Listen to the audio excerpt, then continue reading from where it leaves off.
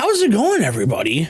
Welcome to Perfect Reload's Game of the Year extravaganza for 2024. Now, I know this channel hasn't really been active this year, but I was still playing video games, and I still want to talk to you about video games. But I figured might as well do it now, because who else is going to really want to listen to me talk about my top 10 favorite games of the year? So yeah, this year was obviously, the channel wasn't really active.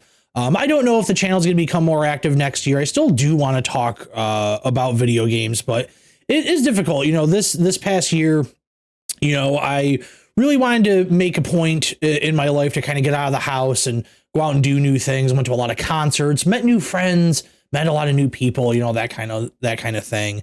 And so because of that, video games kind of took a back seat. I definitely didn't play anywhere near as much as I played last year, because last year, I was doing it for the channel. So I kind of had a reason to play a lot of games because I needed things to talk about on the podcast. This year I'm looking at it and I played less than half of the amount of games I played last year. But we had some really good games this year.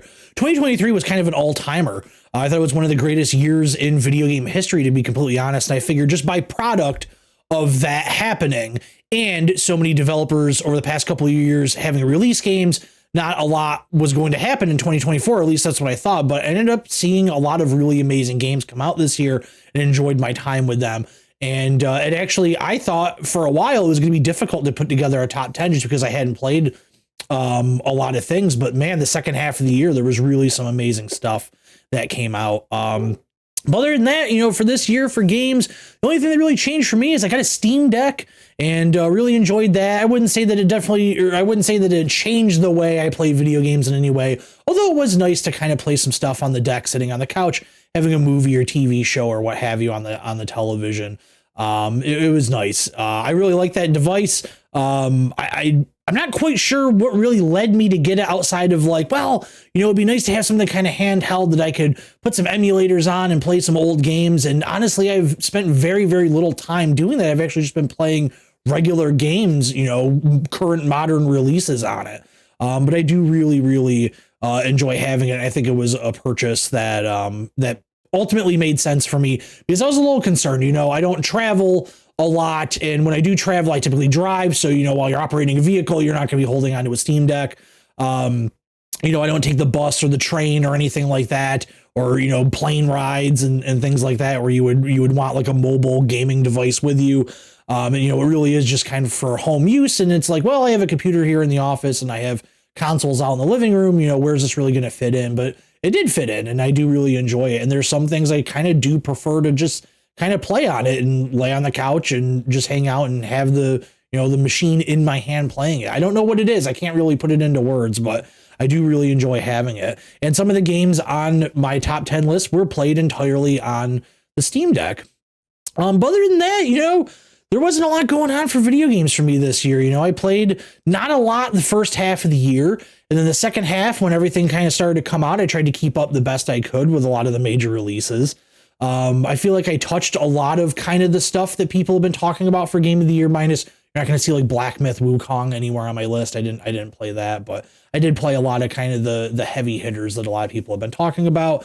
I ended up getting really, really sick in August. I want to say it was either August or September. I want to say it was August, but I could be totally wrong on that. And so that left me with a lot of time to play some stuff. But yeah, so the format of this video, I always, in years past, have talked about my favorite movies and albums and songs. We're going to kind of breeze through that. I didn't put them into any type of order. I don't even think there's 10 movies on my list.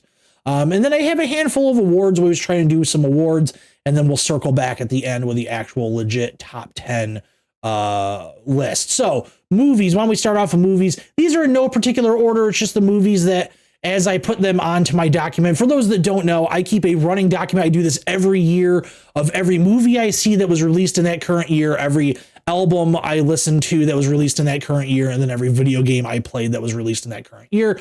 I rate all the games on 1 to 3 stars. It's not necessarily like, oh, my 5-star, like a 90 out of 10 or 90 out of 100 or a 9 out of 10 or whatever. It's just my enjoyment level of the game. I don't take it serious. It's just for categorization purposes. And so I wrote all this stuff down. I actually saw more movies than I usually do. I usually take a really long time to get caught up on movies. TV shows I didn't even bother with. I only watched 2 TV shows that actually came out this year. The current, we're in the middle of the final season of Cobra Kai. The first 2 parts came out, and then I watched season 3 of The Bear, which I didn't think that was great. I hope they kind of turn things around. But for movies on my list, these are in no particular order, but my favorites of the year that I saw: Blink Twice, Conclave, Deadpool and Wolverine, Juror Number 2, Late Night with the Devil, Smile 2, Strange Darling, and The Substance. If I had to pick a favorite movie I saw this year, it's probably going to be between Conclave and The Substance. Very different movies, but I like them quite a bit.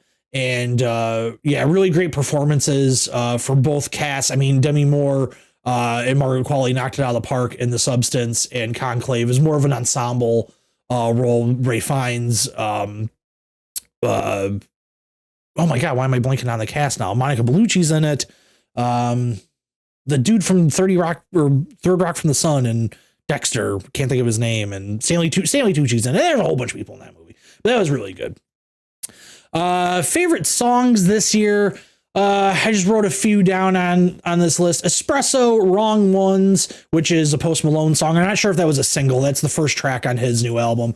A Bar Song, which was the #1 song of the year, I guess, is just inescapable from the #1 position on Billboard. Perfume of the Timeless by Nightwish, $1 Million Baby, The Emptiness Machine. We had the return of Linkin Park this year. My God. Better Hell by Bill Murray, and Soft Spine by Spirit Box. My favorite song this year was Wrong Ones by Post Malone. Really, really enjoyed that song. I liked his album quite a bit. Not enough to crack my favorite albums list that I'm about to get into, but I did really like it. I think it was maybe a little bit too long, but Wrong Ones was a really strong song. And Sabrina Carpenter's album I thought was really good. Espresso was really good. There's some other tracks on that. And then Linkin Park was kind of a big surprise. I mean, just them getting back together was a surprise. New singer, new drummer. And I thought the album was good. The album was very short. I was surprised it was like a half hour or something like that, like quick and to the point. So before we get into the video game awards, I'll run through my favorite albums of the year.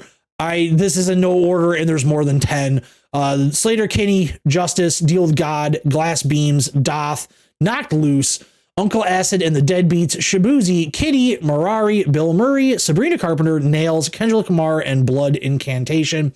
If you push me for what my favorite release was this year, probably the Shabuzi album. That was really good. Uncle Acid and the Deadbeats album was like a big trip because it's like the soundtrack to a movie that doesn't exist. So that was really interesting. The Bill Murray album was super catchy. Got really into that. Kendrick Lamar's new album was very, very good. But yeah, I'd probably go with the Shabuzi album. From start to finish, I really, really enjoyed that overall. It was a pretty, strong year for music. There's some stuff still on my list that I haven't gotten a chance to listen to. I don't know what day this video is going to come out. I'm recording it on December 27th. So it's possible that maybe I get around to listening to a few more things on my list before the end of the year. But most likely not. I don't know. I've had a hard time. I've just had a hard time this year with taking the time to listen to music and taking the time to watch TV and movies. I went to the theater a lot, so that's how I saw a lot of the stuff. Typically I just wait until stuff comes out and then I just forgot about it for 6 months to 10 years. But yeah, so that's going to wrap up kind of the general media section there. And we'll be back in just a moment. We'll get into those video game awards. All right, let's get into our awards this year. Not as many as I typically do because I just couldn't really think of a lot to come up with. And some of the more negative awards, I just didn't really feel the need to put them in there. They're really like I've done like a biggest disappointment and stuff like that in the past. There wasn't a ton I was really disappointed with this year because I didn't have to play games for the purposes of this channel. If I wasn't super interested in it, I just didn't play it. Whereas a year ago or 2 years ago, I would have played it to have a talking point. So I didn't really feel the need to put that on there. So let's start off with the coolest feature. And the nominees that I have were Leaving the Book in the Plucky Squire, Tiny Glade's Building Mechanic, the employee manual in Home Safety Hotline, and the use of the controller in Astrobot. So we'll break those down a little bit. I do want to preface this before we get too much further into this, since this is a Game of the Year discussion. Spoilers are going to happen. I'm going to talk about spoilers, especially when we get into like the story award and just my general thoughts on the video games I played this year. So be warned that spoilers will happen. But leaving the book and the Plucky Squire. So the Plucky Squire, you are literally in a storybook that is folded out onto a table, a desk in a young boy's room. And eventually you can leave that. When you leave that, the art style goes from a two-dimensional, storybook looking kind of, not illustrative, but, it looks like a children's book, and it goes into a 3D world. And you can't freely leave. There are entry and exit points that you kind of have to interact with to go in and out of the book.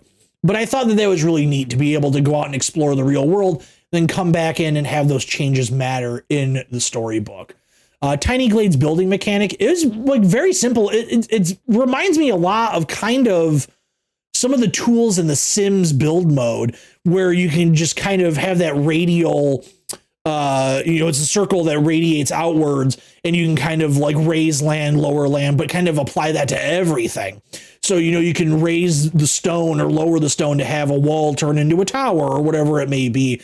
And I think it was just really elegantly handled. And I think the one downside to that is you kind of need to have a mouse. I think it could certainly be adapted to a controller, but I think it would fundamentally change some of that, the actual like human to game interaction mechanics of holding the mouse and doing things with it.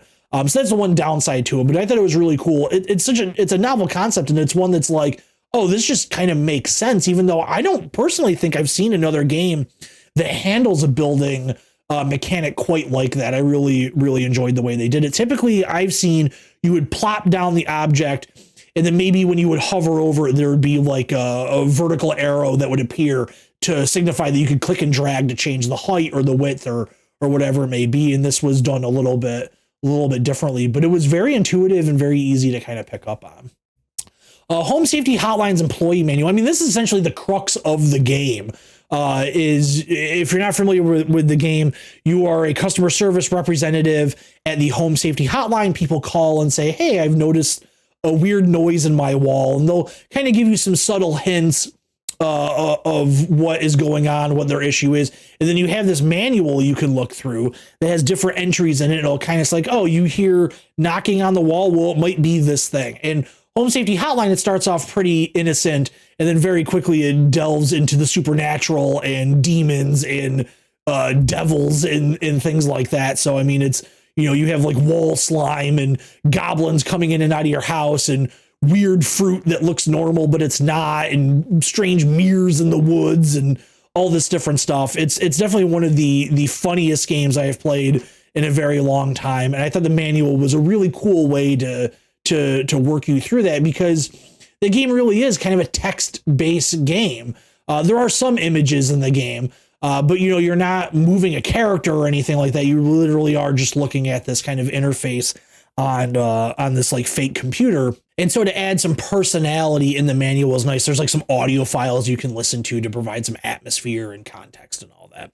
And then Astrobot's controller use. If you played the first Astrobot that came out at launch with the PS5, which was a built-in game to the system, you know that they really took advantage of the dual senses, vibration, and the way the triggers work, the adaptive triggers and all that stuff. And they really kind of continued some of that, because there were some similar mechanics. I think the grabby arms in the game I believe those were in the first game, and just kind of continued with it. And I thought it was just a really smart way of taking advantage of that controller, because not a lot of games do it. And I understand why not a lot of games do it.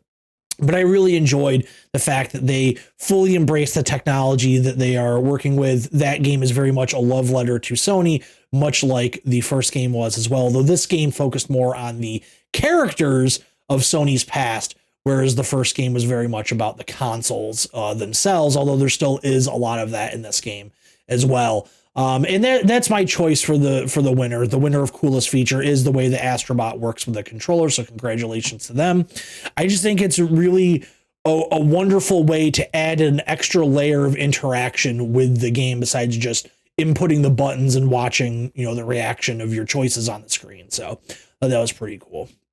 All right. Next up, we're going to go with best performance. First on our list of nominees, Troy Baker for Indiana Jones in Indiana Jones and the Great Circle. I know a lot of people were kind of down on this. I remember when the trailer first came out and then, it was announced it was Troy Baker doing it. People were like, oh, not another Troy Baker game, that kind of thing. And I understand that there's definitely, maybe at one point in time, there was too much Troy Baker, but he is very, very talented. And you can understand why people would cast him in things.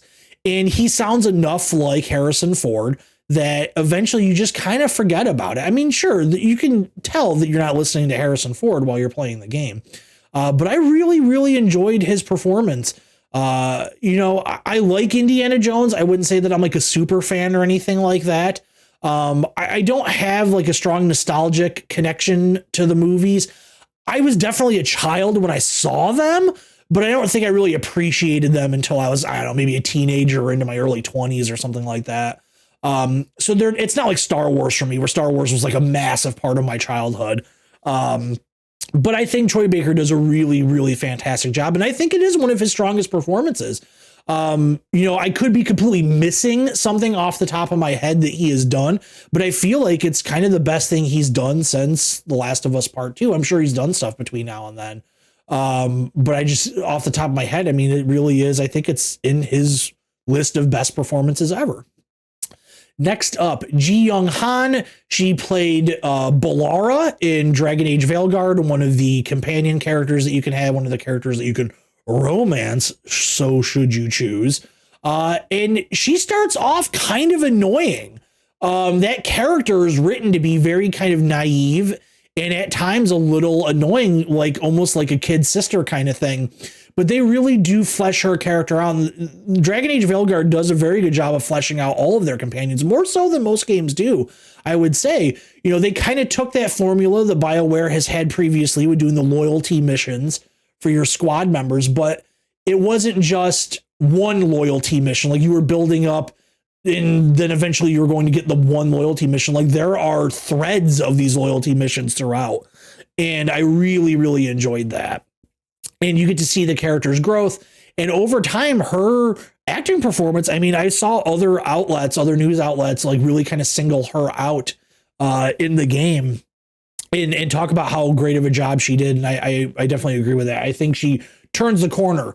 I know some people didn't like the character, which is perfectly fine. Everybody's going to have their favorites for, who their favorite companion was in Dragon Age Veilguard. But I really thought that when that character first appears, because it is one of the first party members you meet in the game, I was like, oh God, I don't want to be stuck with this all game, to the point where I was taking her with me on every mission. I just really liked the way that she acted the character or acted through the character. You can tell I haven't done this in a while, a little rusty, right? But her performance really matures throughout the game and the character matures throughout the game. It's really, really well done. Next up on the list, going back to Dragon Age Veilguard, Alex Jordan, who plays Rook. There's multiple voices for Rook, the player character. You can have male voices, female voices. There's a couple per. He is the British accented Rook, which is the one that I picked. And I just thought he did a really good job. And it could be my own internal role playing with the character, but I really like the fact that he kind of played him like a smartass. And it was fun to play into that. Now, this is a game that had a big complaint from people that you can't be a total jerk to everybody. It's not like it has that renegade option that Mass Effect had. You're always going to be nice. You're always going to kind of do the right thing, right? But I do like the fact that there are times where you can kind of tell people off. And, he plays a very good, not necessarily a know-it-all, but definitely a sarcastic kind of smartass sort of dude. And it's one of those things where it's like, okay, that's my Rook. Like, that's in my head now, that's it. Like, when I was watching other people play the game, if I was catching a stream or whatever it may be, and I heard one of the other voices, I was like, well, that's not my Rook. I don't know, who's the stranger talking? But I really, really enjoyed his performance, and that can be difficult, to do. You're voicing the main character in this game, but you're not the only person voicing the main character. So some people are never, ever going to experience your work because they went with a female character, or they went with there's an American accented Rook as well. And so that's got to be tough. Like, man, you're really pouring your heart out into this thing, and it could not be experienced by so many people. But I really enjoyed Alex's performance. Next on my list, Andrew Nolan, who played the title character in Harold Halibut. He's a very kind of timid, shy sort of guy, kind of makes a lot of mistakes, just sort of maybe has his head in the clouds a little bit, daydreams, and he's thrust into this kind of weird situation in an already weird world. And I thought he just did such a wonderful performance, and really enjoyed. He's a very naive character. He's well-meaning, but I wouldn't necessarily say that like Harold is the butt of the joke in their community, but he's definitely maybe not as seen as being a person to take super seriously, like some of the other inhabitants of their world would be. But such a wonderful performance, and such a unique game, and such a bizarre game in a bizarre world that they created. And there's so many kind of quirky characters in it. And, his performance as the lead role really kind of stands out above everybody. But the award's going to go to Alex Jordan for the British Rook in Dragon Age Veilguard. I just really enjoyed his performance. I think it's the game that I put the most hours into that wasn't a sports game this year. So it's the voice I kind of heard the most this year. And it was great. I never got tired of his performance. I never got tired of the character. I just really enjoyed it from start to finish. All right, the next one up. Let's talk about 2025. Let's look ahead to the future. So this is gonna be my most anticipated game of 2025. I went with games that have actual announced 2025 release dates. Some of these have actual dates, and then some of them are just, hey, they're coming out this year. Things could always get delayed. Some of these games actually were set for 2024 and got delayed into 2025. We'll start with The Outer Worlds 2. I genuinely didn't think The Outer Worlds 2 was going to come out next year, and I still don't know if it will, because they have Avowed coming out in, I think it's February, just a couple months. And to see that Obsidian was going to say, no, we're going to do both games in 1 year, I was kind of surprised when this got announced. The 2025 release date got announced at the Game Awards. I love The Outer Worlds. I really did love that game. I credit that game a lot for turning me around on first person sort of RPG shooter type games, like Fallout. I didn't like Fallout 3. I didn't like Fallout 4. Actually, I guess I can't really say I didn't like Fallout 4. So one of the perks this year of not having to do this channel and play every new release was I played some older stuff. I actually played through all of Fallout 4 when the Fallout TV show came out. So, hey, add that to the list. I did watch the Fallout TV show. So I watched 3 shows this year. It was fine. I don't think I would ever play it again, but it was fine. I'm glad I played it. But I really like The Outer Worlds, and The Outer Worlds led me to being okay with playing something like Cyberpunk, which allowed me to be okay with playing something like Indiana Jones this year, because I just didn't really like first-person games that weren't first-person shooters or kind of like the walking simulator or adventure type games. I just never really enjoyed that style of play, but that really opened my eyes to it, and I'm very glad that it did. Next up is their other game, Avowed. I'm super looking forward to Avowed. I've been very excited ever since it got announced. The more I see of it, the more excited I get. The more they allowed a lot of hands-on previews with the press over the past few months, and everybody seems to have a lot of very positive things to say about it. So I'm quite looking forward to it. Next up, Assassin's Creed Shadows, a game that was much like Avowed was also supposed to come out this year, but that got pushed. Assassin's Creed Shadows, I don't know if I'm going to like it. I haven't liked an Assassin's Creed game since 3, I think. Black Flag was okay, I guess. But I'm very curious about this. I like the ancient Japanese setting. I think thematically they could do some really cool stuff. Shogun was such a big show this year that a lot of people kind of have that on the mind. People are looking forward to the next, was it Ghost of Yotei, the follow-up to Ghost of Tsushima. So I think that kind of samurai, shogun, Japanese, feudal sort of thing is on people's brains. So I think, Ubisoft knows they kind of need to knock it out of the park with Assassin's Creed Shadows, since essentially Star Wars Outlaws, their biggest release of this year, was kind of seen as a failure. And if I had a biggest disappointment award that I was giving out, it probably would be Outlaws. This was a game that I was super excited about. If you were following the channel, like I was incredibly excited about this game. And Outlaws, I didn't even finish it. I ended up trading it in and getting something else. I'm sure I'll go back to it. They've patched the hell out of it since I got rid of it. So maybe when there's a lull in releases, maybe next month or something like that, I'll pick it back up and try and finish it. But yeah, it was kind of a letdown, but I've tried playing some of the modern Assassin's Creeds. I played Valhalla a little bit. I just hated it. I just really, really didn't like it. So I don't know if I'm going to like Shadows, but I at least want to give it a shot. So that's why it's on this list.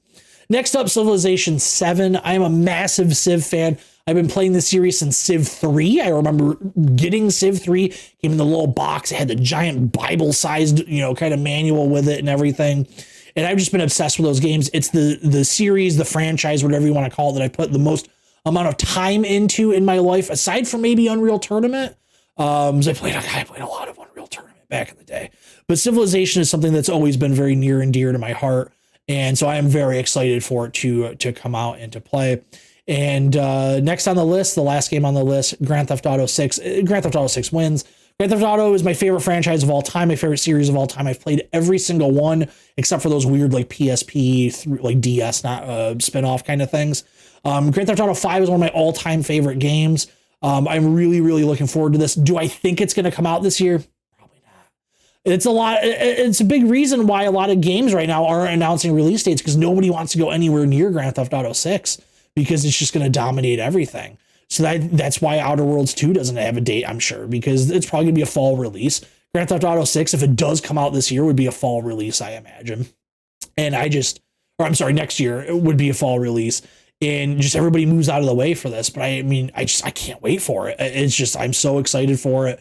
I know it sounds stupid to say this, but it's one of those things where it's like, I feel like I'm already going to love it. And maybe I won't, maybe it'll be terrible, but I don't think so. But it's an interesting one because it's the first game from Rockstar that doesn't have Dan Houser, Leslie Benzies, and Laszlo writing it. It's they were in charge of Grand Theft Auto. They did Red Dead Redemption and all that stuff, and now it's a new crew, a totally new crew. So I'm very curious to see what they're going to have going forward.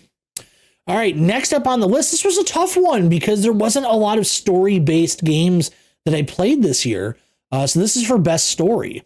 The three nominees that I kind of settled on were Tactical Breach Wizards, which was very funny, one of the funniest games I've played in a very long time, up there with Home Safety Hotline in terms of being very humorous and done in a good way. There's not a lot of great, funny video games, at least not since the 90s, at the height of stuff like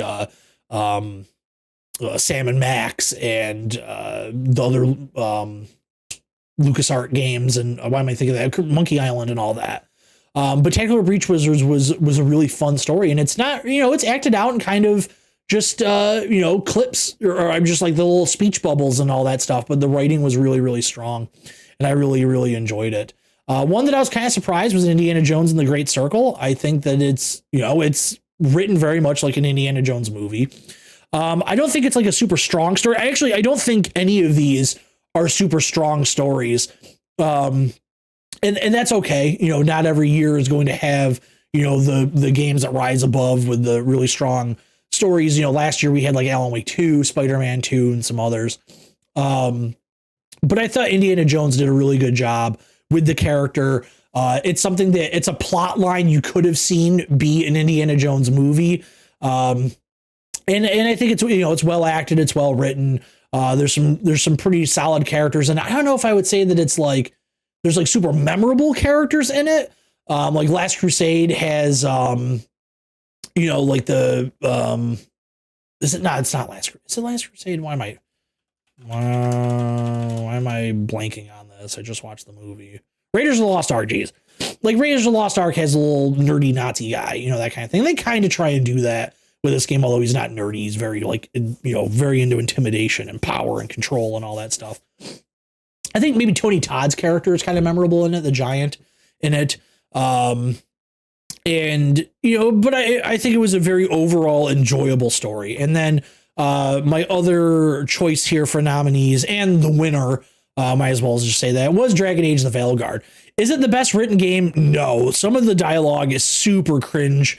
So it's very weird. I don't like when it's like a fantastical game that's kind of in this fantasy realm and they use like more like modern sounding speech. It kind of gets to be like Star Wars had that problem with some of the more recent Star Wars TV shows and movies and games and things like that. I think something they did a really good job with the opposite was Game of Thrones, where it felt like their own world and that kind of thing. And even something like Cyberpunk, a game where their language that they use, they're speaking English, and the English language release, obviously there's they've recorded voiceover for other languages, but they kind of had their own slang and stuff like that, and I enjoyed that. But overall, the story I think for Veilguard was really good. It was a digestible story, and what I mean by that is it's not the most well written thing, it's not the most well acted thing, but it's almost like, I don't want to say it's like junk food, but it's like a good sandwich. It's like a good diner.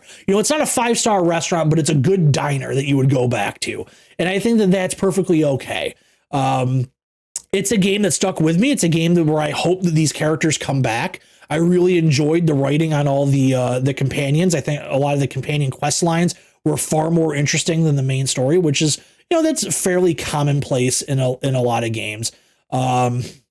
That are like this, where you have such a exhausting world of companions or party members or just people you're interacting with on a regular basis throughout the game that are sending you on side quests and things that aren't necessarily tied to the main quest. But I thought that everything did tie back to the main quest in a pretty solid way. So that's why I decided to go with Dragon Age the Veilguard for winner of best story. All right, next on the list is the Easy on the Eyes Award. This is just the best looking game. And I'm not talking about just like best graphics. It's just, the best art direction, the best art style, all that kind of stuff, all pulled together. So our nominees are Mouthwashing. Mouthwashing kind of harkens back to the early days of sort of the PS1, early 3D polygonal art style. There are other games that have done this, and I'm sure there's going to be a lot of games that do it going forward, because it's kind of the new nostalgia. The current nostalgia right now is kind of that art style as those people move into their 30s. It's kind of what they want to see. We still have a lot of like the 8-bit looking games and the 16-bit looking games, but I think we're going to start to see a lot of early polygonal looking games. And Mouthwashing does a really great job with it. The Plucky Squire, for both art styles, the 3D world and the more whimsical world of the storybook. I think the storybook stuff stands out a little bit more. I really, really enjoyed what they did with it. It didn't blow me away. It's not like a Cuphead where you see it and you're like, oh my God, what is that? But I think Plucky Square does a really, really solid job with it. Astrobot was just a really pleasant game to look at. Super sharp visuals. Everything reacts really well. The way the grass moves when you move through it, the water physics in it, the way the water moves around and everything. And I think the sound does help. I know this is a visual category, but having those sounds, the sound design, Astrobot probably had the best sound design of the year, but I don't do an award for that. That helps with the visuals because it makes everything feel a little bit more real. And I think having those vibrations through the controller and stuff like that makes things like walking on glass and walking on stone and walking on grass and all of these things, they feel different and they look different. And I think that, it's a total visual kind of package that has the audio input to really reinforce everything. I really, really enjoyed the way everything came together on that. Dragon Age the Veilguard. The console version looks fine. I think it does. I played it on Xbox Series X, but seeing the PC version with all the visuals turned up and the ray tracing and all that stuff, it's a really, really nice, modern looking game. I think it's one of the nicest looking games that EA has put out in quite some time. The Jedi games have looked very nice, but I think Veilguard was definitely kind of on a different level from those and just very, very pleasant to look at. A lot of really good art direction with the cities that you go to and the environments that you're in. I wasn't super into like the character design for the enemies all that much. But I did like the character design of you yourself, as well as your companions and kind of the major characters, the major NPCs in the game. Really good costume design with all the different armors that you can put on and things like that. And just, the environmental design is done very well. The cities that you go to feel lived in, and I really did enjoy that. But the winner is Harold Halibut, which I think is the most visually striking game since Cuphead. I think Harold Halibut is going to go down, at least for me, as one of the best looking video games of all time. It's such a unique art style. And it doesn't come as a sacrifice to the way the game plays. The game does play a little rough. It's a little slow. The character moves a little slow. You do have a little bit of a jog that you can trigger by holding down one of the buttons while you move. But and it gets a little clunky, but the world feels real. I mean, it looks like you're looking at these dioramas. I mean, and they built a lot of physical things for it, if you look at some of the behind the scenes footage. But that world just feels real, even though it's not. You know, it's this underwater space station, sort of underwater station kind of thing. Just really enjoyable to look at. There's some really truly kind of awe-inspiring moments in it with the way they kind of frame shots and use of silhouettes and shadows and things like that. The use of color in the game is very, very good. When you get to the alien planet at one point, the use of vibrant colors is so different than being on this kind of like science lab sort of living pod that you're in for a lot of the game. And it's that nice contrast between the two when you transport physically in the game down the tube from one area to another. I mean, it feels like you're spitting out into another world. And I think they did such a wonderful job with that. So Harold Halibut wins.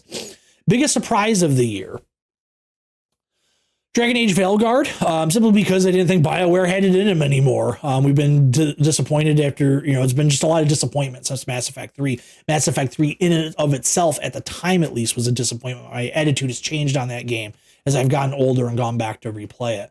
But Anthem didn't do well. Mass Effect Andromeda was a mess. So to see them kind of turn the corner, and was Veilguard perfect? No, not by any stretch, but it showed that they're on the right track, and I'm very much looking forward to seeing what they're going to do with the next Mass Effect. Indiana Jones and the Great Circle, I didn't really think I was going to dig it as much as I did. It's definitely different than what I thought, a lot more stealth. I have a lot of problems with the game, but I really did enjoy my time with it, and I was quite surprised to enjoy it as much as I did. I typically don't like a lot of stealth games. I've softened on that over the years, and it all depends on how stealth is done, how punishing it is. Cough, cough, Star Wars Outlaws. I had to patch it out because it was done so poorly. But yeah, that was just, it's the definition of pleasant surprise, right? Path of Exile 2, especially because Diablo 4 was such a letdown for me. To have an ARPG come out that I enjoy as much as Path of Exile 2 was a great surprise. I didn't play PoE 1, and I was a little worried about this whole system of doing a free-to-play game. Although it's not technically free-to-play right now, you do have to buy access to the early access. So at minimum, it's $30 right now. And you can go all the way up to, I think there's like an $800 version of the game or something like that. And how they get you is on the cosmetics and things like that. But even though it's an early access game and technically it's only halfway done, there's supposed to be 6 acts, I believe. There's only 3 available right now. It feels like a fully fleshed out game. I don't feel like I'm playing an early access game.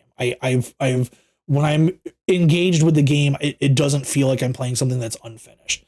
And to be so let down by Diablo 4, a series that I loved. I grew up with Diablo 2, Diablo 3 I loved to pieces, and Diablo 4 was just like, oh God, I just don't like this. I don't like the changes that they've made. I don't like any of these classes really. I struggled to really kind of keep up with it. The story I thought was just like, I don't give a shit, like that kind of thing, And so to have a game in the same genre come out and just be like, hey, we're going to just kind of give you Diablo, but just, better, was really a nice surprise. And then my winner for this category was a game that, I don't know, I didn't think I was going to really like, because I thought it was just going to remind me too much of things I've actually done in my life. But it was TCG Card Shop Simulator. So I've worked specialty retail before, and I've worked with TCGs. I worked for a company that deals with Magic cards for several years. But man, I don't really go for these like simulator games. Like the only one I kind of really got into was the House Flipper. And this is like a janky ass game, but the guy who's making it, I think it's a guy who's making it, has been updating it like crazy. And I just got sucked into it. And it was one of those things where, like every night when I was like, I play it a little bit here and there now because, it's been out for several months and you kind of move on to other games. But there was like a good couple of weeks where I was playing it like nonstop for a few weeks. And I would like text my girlfriend at night and like role play shit that happened in the store. And just like, I had this like whole like backstory created for my employee that worked there. And it was just kind of funny. We're like, God, he's the worst employee of all time. And, and it was just like, I had such a fun time with the game. And I'm really looking forward to seeing what comes of it, because I have to imagine it's going to keep getting more and more updates. So it's still in early access. But man, that was great. That was an excellent Steam Deck game. I played the entire thing on Steam Deck. So yeah, it was a lot of fun, and definitely took me by surprise the most. So that's why it's taken home the biggest surprise award. So before we move on to the actual game of the year list, let's recap real quick. The coolest feature went to Astrobot's use of the PlayStation 5 DualSense controller. Best performance, Alex Jordan for the British accented Rook in Dragon Age Veilguard. My most anticipated game of 2025, if it comes out in 2025, is Grand Theft Auto 6. Best story went to Dragon Age Veilguard. Easy on the eyes went to Harold Halibut. And biggest surprise went to TCG Card Shop Simulator. We will be back in just a moment to do the actual list and find out what is the game of the year for Perfect Reload for 2024. All right, let's get into the game of the year list, right? I picked 10 games and we're going to go in order. But first, let's knock out some of those honorable mentions. First honorable mention this year, Metaphor ReFantazio, the new Atlas JRPG. I really enjoyed it, but I just kind of petered out with it after about 20 hours. I just don't know if I have it in me anymore to do these massive 60, 70, 80, 90 turn-based RPG games, but I really love the look of it. I kind of tried to force myself to buy into the story because I just, fantasy is not necessarily my thing. It can be at times, but there's a lot of tropes that I don't like. And there's a lot of tropes of kind of JRPG character design and story and all that I don't particularly care for, but I really do think it is a tremendous game. Atlas has made some of my favorite games of all time. I'm a big fan of the Persona series. Persona 4 is one of my all-time favorite games. I liked Metaphor. I just couldn't quite get there with it. Next honorable mention is going to be Home Safety Hotline. Just wasn't enough of a game to beat out anything else on this list. It's very short. I think I finished it in under 2 hours, but it's a great package. It doesn't overstay its welcome. There is DLC that came out, but as of the time of recording this, I haven't gotten a chance to play through it yet. I don't think it really would have beat out anything else on this list, though, even with the DLC. Next up was Harold Halibut. It just became too slow. It just became too much of kind of a grind to get through. It physically took you so long to move the character from space to space within the world that it just kind of was just like, oh God. And the story just kind of wasn't there. Like, it picks up, like it gets going after a while, but it just wasn't enough. I think they just really needed to trim it down, and it needed to be a much more compact experience, like a 5-hour game or something like that. But I really did enjoy the world. Like I said, I mean, it won, the best visuals this year for me. I really, really did enjoy it, but just not enough to crack the list. And then I typically don't put sports games on the list. And maybe this should have been biggest surprise list, but College Football 25. I didn't know if we were ever going to get another college football game because of all the legal ramifications that were happening with the NCAA and EA Sports. But now that college football players are allowed to get paid, it paved the way for them to remove the NCAA license from the game and just go directly to the players to put the players in the game. And so EA put out a new college football game. I've been really down on Madden for a long time. I don't think I've spent money on a Madden game in probably getting close to 10 years at this point. If I do play them, I wait until they come out on Game Pass like the following year, and I spend like 5 hours with it maybe. But I really liked College Football 25. I think even though I haven't played it in a little bit, I think it's still the most time I spent with a game this year. NBA 2K25 may have eclipsed it at this point because basketball is my favorite sport. So basketball kind of takes up the majority of my sports gaming time. And even though that game came out, I didn't pick it up until like the middle of October. And, it's only technically been like 2 months since I've had the game. I think I've probably put more time into it. But College Football 25, I love that coach carousel, the the dynasty mode that you could have with it. I just love it so much. It's so much fun to do that stuff. Some of my favorite gaming memories of years past were college football. I want to say it was college football 06 on the original Xbox. It was the one that had Bad Religion on the soundtrack. I remember that. I just loved it. I played like 20 years of the franchise mode in their dynasty mode or whatever they called it. And I got like 8 years into the one on college football 25. And, you know, sports games for me are those perfect games to play on mute, catch up on a podcast, a movie, a TV show, whatever. So I tend to play a lot of them, and I just really, really enjoyed it this year. But now that the honorable mentions are out of the way, let's get into the actual top 10 for Perfect Reload's Game of the Year list. Coming in at number 10, The Plucky Squire.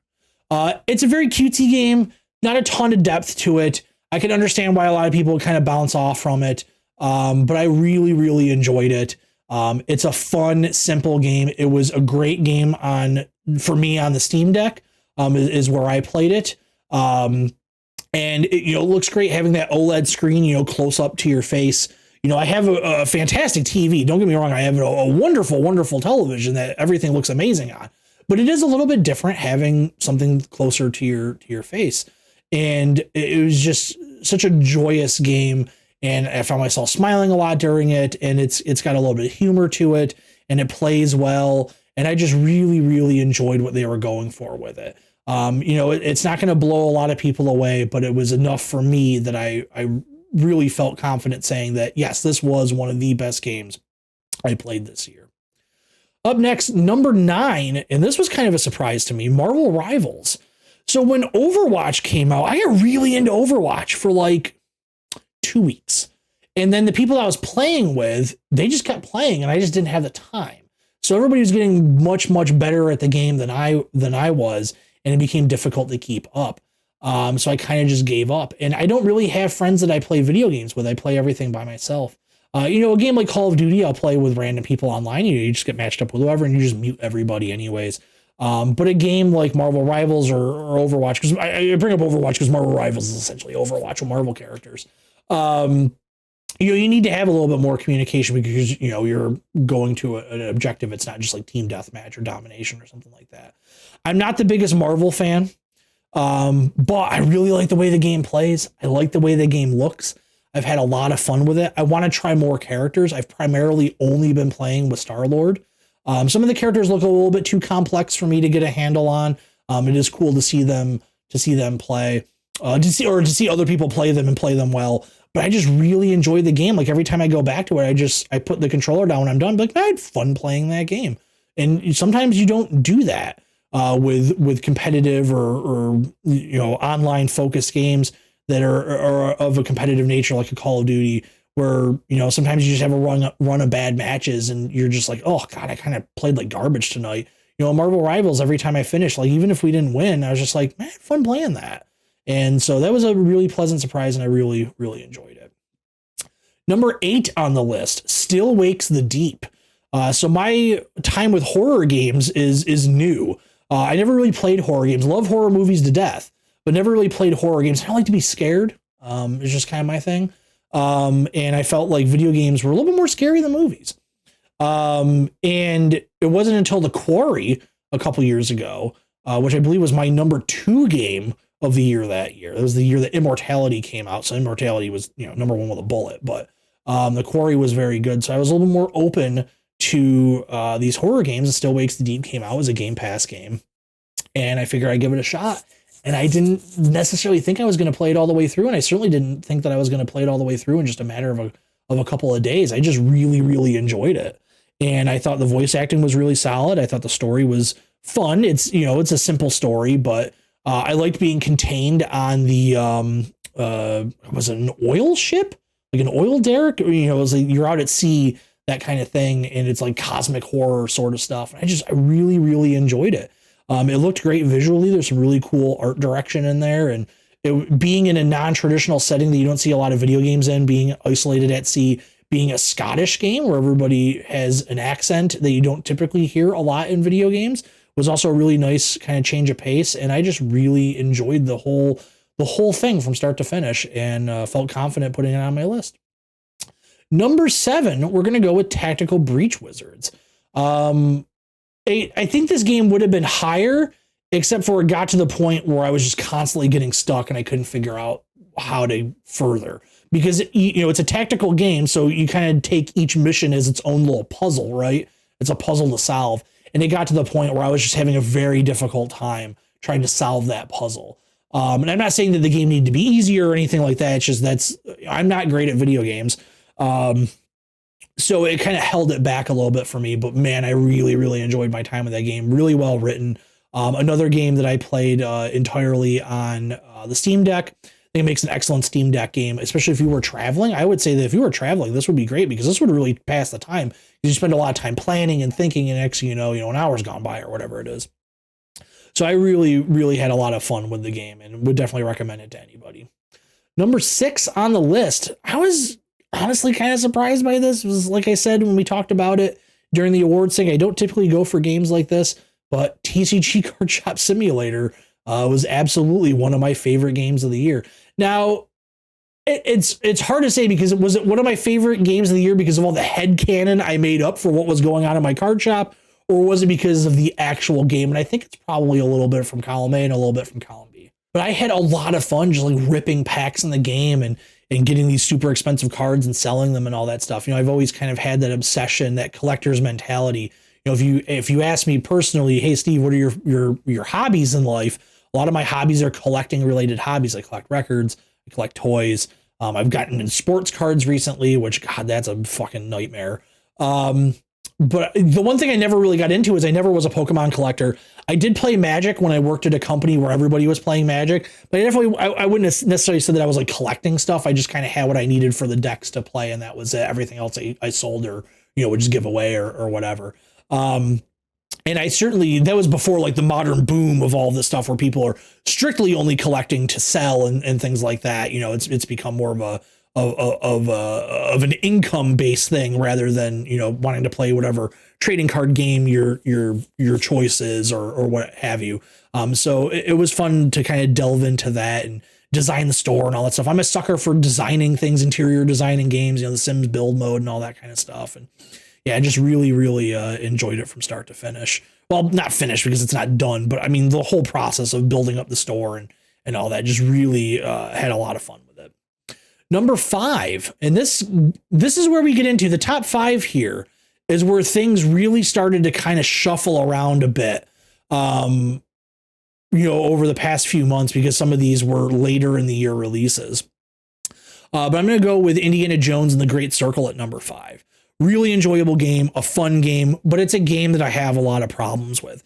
I don't like the fact that the upgrades and abilities and things like that are hidden behind finding random books somewhere out in the open world or open-ish world, open area, I guess you could say. I think that kind of sucks. I get that it's to play into the whole exploration thing and adventure thing, but don't force me to check every nook and cranny of a map so I can be able to use my whip better, like that kind of thing. Like I wasn't really into that, but I really did enjoy the gameplay loop. The puzzle solving is fun. There's a few that are a little bit tricky I had to look up a solution for, and I did run into some bugs with the game. I had a couple of puzzles that were just unsolvable, and I had to like restart the game and like trigger the save to kind of reload to fix it. The biggest one was there's a puzzle where you're moving mirrors with light to these symbols and a door has to open. And I was like, I'm pretty sure I'm doing this right. And I looked up a guide and I followed the guide and I was like, yeah, it's not working. So I was like, maybe I'm just missing something in the guide. So I watched a YouTube video on my phone of somebody doing it and I mimicked it along with it. And it just didn't work for me. The puzzle just wouldn't solve. And there was another earlier puzzle that didn't do that as well. There was one where you're moving pieces of a fountain around. I had to reload the save a couple of times for it to finally allow me to actually solve the puzzle. So there were some issues there with it, but I really did enjoy it. The combat I wish was a little bit better. I do really like the fact that it de-emphasizes like shooting people and killing people. You're just knocking people out, because while Indiana Jones does kill people, he's not like running around with a gun, just bang, bang, bang, bang, bang. It's not that kind of thing. So I like the fact that it relied a lot on finding weapons, and the fact that weapons break, so you constantly have to find new weapons and things like that. I did really appreciate that. And it really was an enjoyable experience for a game that I just like. my thoughts on the game were I will play it because it's on Game Pass. I didn't think it was going to be, wow, I really enjoy this game and I can't wait to play more of it, that kind of thing. Number 4 on the list, Path of Exile 2. I got into it a little bit during the Biggest Surprise thing, so I won't rehash a lot of it. But, I'm a lifelong fan of the Diablo games and that kind of genre in general, the isometric ARPGs. And I think Path of Exile 2 does it with the best of them. I've played the game sort of twice at this point. I started off with the mercenary class and I got, 5-6 hours in and I was like, I just don't think this is necessarily for me. So I started over with the sorceress and now I'm having a lot more fun with the game. And that's the character I've decided to stick with. It's a punishing game at times. You do need to really kind of figure out what's going on with the bosses. So you will typically die to the bosses a few times. There's a couple that I've gotten on the first try, but then there's a couple that it took 5-6 times to beat. But I didn't ever feel like it was unfair. Like I could understand why I lost to the boss. I know when you get to the end and you start mapping in the game, there's a lot of people posting online like, hey, this is starting to feel unfair. I'm dying from something that I couldn't see on the screen. Things like that. There was actually like a GIF going around on Reddit this morning on the Path of Exile subreddit of somebody getting killed by something off screen. And it's like, how do you even avoid this? Like you have no idea it even exists out there to be a threat. So I can definitely understand that. But as somebody who's still working through the acts of the game and taking their time with it, I haven't personally run into that yet. So I can't say definitively like that's a negative for me because it isn't. Maybe it will be when I get to that point, but as of right now, it isn't. I like the game quite a bit. There are things that I would change, but I understand why you can't change them. It's part of the game. I also understand why there's things in the game that you can't change because this is how they make their money because it is a free to play game. You have to buy tabs for your stash and all this kind of stuff and blah, blah, blah, blah, blah, whatever. But in terms of actual just straight up gameplay, I really enjoyed it. I was a little bit worried about how it was going to play with a controller because I'm playing it on Xbox. But Diablo showed with Diablo 3 and Diablo 4 that you can confidently do this style of game on a controller. Whereas a game like Baldur's Gate 3, I think, struggles quite a bit with a controller. Obviously, a lot more interaction, a lot more choices there. The radial menu, there's like 6 of them that break out. So I understand it. And it's also a different style. It's turn-based, that kind of thing. But for Path of Exile 2, I think they really kind of nail it with the controller. And really, really enjoyed my time with it. Number 3, this was a game that the top 3 here were, they all in different years would have been game of the year. They all kind of have a claim to it, but eventually I had to sit here and kind of put these things in order. And number 3 is Astro Bot. Really, really enjoyed it. One of my favorite things I have played in a very long time. I like the fact that it was a fun game. It didn't make me feel sad or anything like that. It's not depressing, so many games are just like, oh, the world is ending. We're all going to die and blah, blah, and Astro Bot is not that. It's a fun celebration. It was challenging at times, a little bit too challenging at times. If I wanted to hurl my controller across the wall in some of those shape levels, if you know what I'm talking about, when you're going through those short levels that are kind of just, you die and you go all the way back to the beginning. They're kind of like challenge levels. It's one of the very few games in my life I 100%ed. I got all the trophies. I got the platinum, the whole deal on the PS5, unlocked everything in it that you could possibly do. I didn't keep up with the DLC or anything, but in terms of the base game, I did everything that you could do in it. And I just really, really enjoyed the game from start to finish. And like I said, in another year, it would have been game of the year. You asked me in 6 months, maybe this list is in a different order and Astro Bot is my game of the year for this year. But as of right now, I felt comfortable putting it at 3. Number 2, Balatro, which it's difficult to not say Balatro, but the guy that makes the game says Balatro. So I go with Balatro. I think this game came out of nowhere for everybody. When the channel was still active, we checked it out and I was talking about it and I was really knee deep into it. And it was one of those things where I played a lot of it here on the computer in my office. Then I bought the console version on the Xbox out in the living room. And then I was playing it on my Steam Deck as well. And, it's a game that just kind of sticks with you. I want to say that it's one of the most rewarding games of the past several years in terms of like when you finally figure it out and it finally starts to click and you start seeing these strategies open up and kind of the way to sort of solve the game. It's a game that I'm going to keep going back to. I don't know if I would say forever, but I mean, it's always going to be something that I want to go back to and play because it is just so much fun. It's just a really well designed game. It's sort of like a perfect game. There are times where it's punishingly hard and frustrating because it's, you're at the mercy of kind of like random draw. But then there are also times where there's so much joy because you're laughing because you've stumbled on some weird combination, or maybe you're playing a seeded run and you kind of know what to expect, and you're just going to start multiplying billions and billions and billions of score and all this stuff. And it's got a great look to it. It's a simple game. It's easy to learn. It's such a wonderful experience. And I really thought this was going to be my number one. I really did. But ultimately, my choice for number one just stayed with me more and made me excited in a different way. And I think that Balatro is the best game that came out this year. If I was doing like a critical rating here of what the best video games are of the year, it would probably be Balatro. From like a technical standpoint, it's, I think mechanically the best video game to come out this year. But this is my personal list, right? So it's going to be more than that. There's more to it. It's my personal connection to the game, the emotions that I felt playing the game. For Balatro, a game without any story, it is hard to get emotionally invested in it. You can look forward to it, you can think about it, and you can form those connections with it. But without having human character, not having that human element of interacting with other people in the game world, for me personally, it's a little bit tough to form those lasting bonds with it. But that being said, that is exactly why my game of the year, the perfect reload game of the year for 2024, is Dragon Age Veilguard. An imperfect game, a very much so imperfect game, a game that has a lot of problems, but a game that has got me hopeful for the future, because BioWare has been one of my favorite developers of all time, and they have fallen on hard times. And to see them kind of make this comeback and make something this special is really a breath of fresh air, because we kind of need BioWare to be successful, because they're the only people that make this style of game. When this game ended, I immediately wanted to start playing it again, and I did. And I wanted to play something that was similar to it, and that's when I realized there is nothing similar to it, because the only people that make games like BioWare are BioWare. The game that is closely related to Dragon Age Veilguard is going to be the Dragon Age Veilguard that we're probably, or the sequel that we're not going to see for a long time, because we still have Mass Effect to come out. But it's the game that stuck with me the most. I was thinking about it when I wasn't playing it. I couldn't wait to play more of it.